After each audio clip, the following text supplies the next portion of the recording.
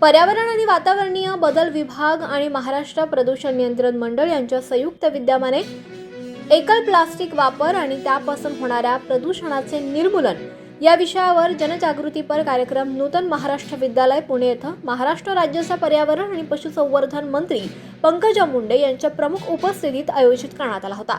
त्याप्रसंगी कसबा पेठ विधानसभेचे आमदार हेमंत रासने, प्रदूषण नियंत्रण मंडळाचे सदस्य नितीन गोरे, प्रादेशिक अधिकारी जगन्नाथ साळुंखे उपस्थित होते। यावेळी मंत्री पंकजा मुंडे यांनी मार्गदर्शन करत असताना पर्यावरण संरक्षणासाठी नागरिकांचा सक्रिय सहभाग महत्त्वाचा असल्याचं त्यांनी सांगितलं।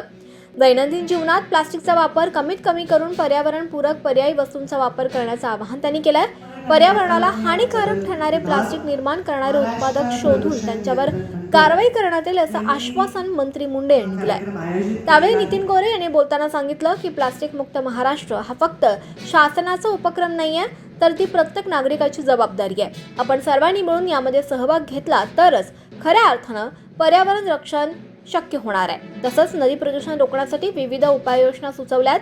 इंद्रायणी नदीचे प्रदूषण रोखण्यासाठी पर्यावरण मंत्री म्हणून विशेष लक्ष घालण्याची मागणी आता नितीन गोरे यांनी पंकजा मुंडे यांच्याकडे केली आहे।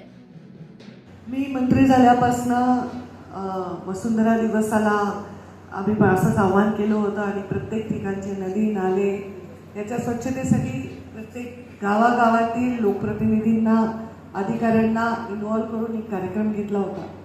आता केंद्र शासनाने पण हा कार्यक्रम जाहीर केला आहे। 22 एप्रिलपासून ते 22 मेपासून ते 5 जूनपर्यंत त्यांनी पर्यावरणाच्या साठी वेगवेगळ्या योजना राबवत असताना, लोकांना अवेअरनेस करत असताना त्यांनी सांगितलं की एकल प्लास्टिक हे संपूर्णतः कसं नष्ट करता येईल, त्याचा वापर कसा बंद करता येईल याच्यावर वेगवेगळे कार्यक्रम घ्यायचे आणि म्हणून आम्ही ठरवलं की हा कार्यक्रम घ्यायचा आहे।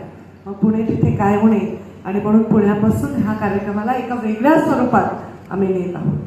आज या कार्यक्रमाच्या मंचावर उपस्थित असलेले माझे सहकारी कसबा पेठचे आमदार अगदी मुंडे साहेबांपासून आमच्यासोबत, परिवारासोबत, पक्षासोबत आणि आता म्हणजे दगडूशेठ हलवाई जे गणपतीचं ट्रस्ट आहे त्याच्यासोबत सुद्धा सदैव कार्यरत असलेले हेमंतजी रासने, आत्ता ज्यांनी मार्गदर्शन केलं ते MPCBचे सदस्य आमचे सहकारी आमदार गोरे साहेब, आता हयात नाही त्यांचे बंधू नितीन गोरे, प्रादेशिक अधिकारी MPCBचे जगन्नाथजी साळुंखे, उपप्रादेशिक अधिकारी नवनाथजी अवताडे,